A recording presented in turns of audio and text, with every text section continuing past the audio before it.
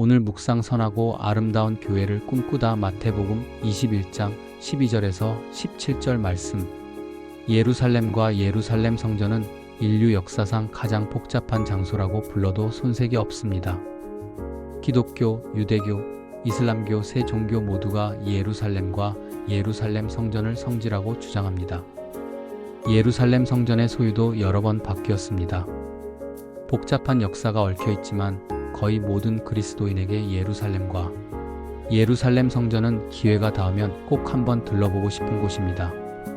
그만큼 중요한 의미와 가치가 있는 곳이라고 말해도 좋을 것입니다. 그런 예루살렘 성전을 애증의 장소라고 말한다면 이상할까요? 예루살렘 성전은 애초에 분리와 구별의 장소입니다. 예루살렘 성전은 이방인의 뜰, 여인의 뜰, 이스라엘의 뜰, 제사장의 뜰, 지성소로 구분되어 있습니다. 이방인의 뜰은 성전 가장 바깥쪽에 위치한 넓은 마당입니다. 이곳은 이방인의 출입이 허용되었습니다. 여인의 뜰은 이방인의 뜰 안쪽에 있는 공간인데 유대인 여인들에게 허락된 공간입니다.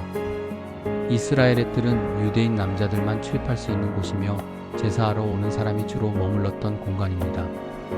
제사장의 뜰은 제사장들만 출입할 수 있는 곳이며 번제단이 있는 자리입니다. 지성소는 대제사장만이 들어갈 수 있는 공간입니다. 예루살렘 성전은 동쪽에서 서쪽으로 갈수록 더 제한되고 구별됩니다. 종교적인 언어로 바꾸자면 동쪽에서 서쪽으로 갈수록 더 경건하고 거룩한 장소입니다. 예루살렘 성전은 애초에 위계적인 구조를 띠고 있습니다. 아무리 신실한 사람이라고 해도 이방인이라면 이방인의 뜰까지 전부이며 여인들은 여인의 뜰까지가 전부이고 비교적 특권을 누리는 이스라엘 남자들도 분명한 제한과 한계가 있었고 심지어 제사장들 사이에서도 위계 질서와 구분과 분리는 명확했습니다. 하나님의 성전이 거룩하다는 점에서 일면 이해할 수 있고 존중할 수 있을 것입니다. 그렇다고 해서 아쉽지 않다거나 갈급하지 않다는 말은 아닙니다. 이방인과 아이와 여인에게 성전은 사모할 수밖에 없는 곳이며 동시에 안타깝고 아쉬울 수밖에 없는 장소였습니다. 신체장애가 있는 사람은 부정한 사람이라는 인식이 있었고 그들은 유대인이라고 해도 이방인의 뜰까지만 허락되었습니다. 예루살렘 성전은 구조적 기능적으로 분리와 구별의 공간일 수밖에 없습니다. 어떤 사람에겐 특권의식을 심어주고 어떤 사람에겐 소외와 아픔을 심어줄 수밖에 없습니다. 예루살렘 성전을 애증의 장소라고 부를 수 있는 이유가 아닐까 싶습니다. 흥미롭다고 해야 할까요? 필연적이라고 해야 할까요? 참 성전이신 예수께서 예루살렘 성전으로 들어가셨습니다. 예수께서는 그곳에서 팔고 사고 하는 사람들을 내쫓으시고 돈을 바꾸어 주는 사람들의 상과 비둘기를 파는 사람들의 의자를 엎으셨습니다. 예수께서는 성전은 기도하는 집이라는 이사야 선지자의 말씀을 선포하시면서 성전을 깨끗하게 하셨습니다.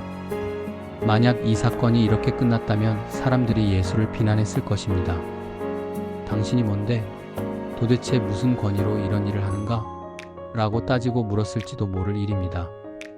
예수께서 성전을 깨끗하게 하시자 성전 뜰에서 눈먼 사람들과 다리를 저는 사람들이 예수께로 다가왔습니다. 아마 그들은 예수에 관한 소문을 들었을 것이고 성전에서 행하신 일을 보면서 자연스럽게 예수께로 이끌렸을 것입니다. 참 성전이신 예수께서는 장애 있는 사람을 외면하지 않으시고 그들을 고쳐주셨습니다.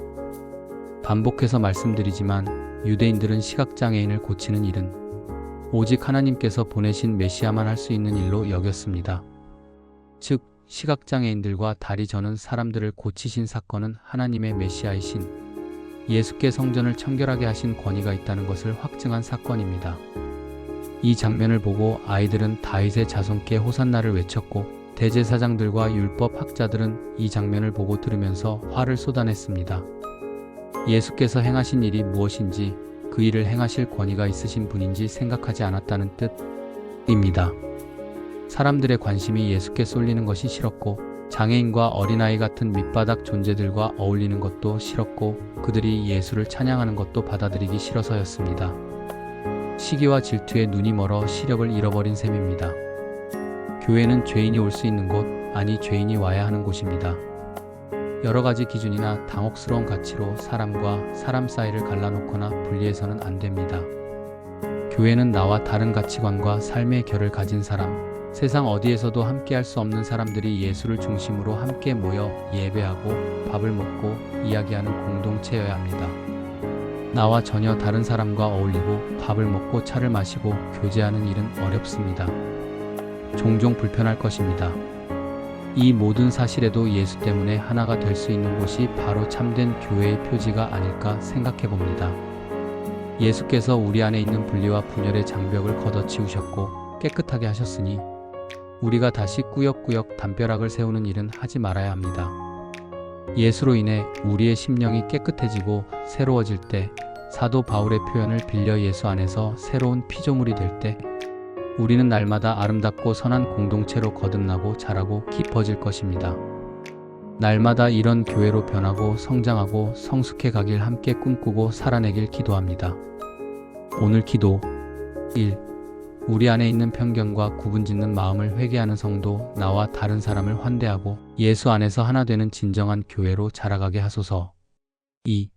성전뜰에서 눈먼 사람과 다리 저는 사람을 외면하지 않고 고치신 예수님처럼 우리 주변에 연약하고 소외된 이웃을 섬기고 함께 예배하며 따뜻한 교제와 밥상 공동체를 실천하는 교회로 성숙하게 하소서.